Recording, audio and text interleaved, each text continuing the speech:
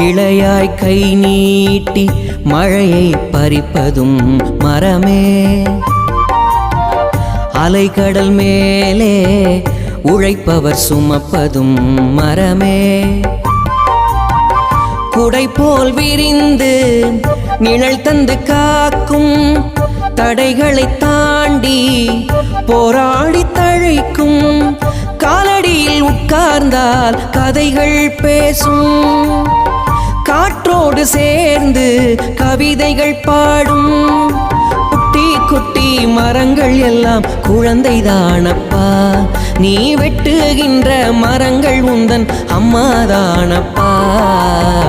மரங்களை பாட மறந்துவிட்டோம், அதன் மடியினில் தூக்கம் தொலைத்து விட்டோம். பறவைக்கெல்லாம் ஒரு கூடு,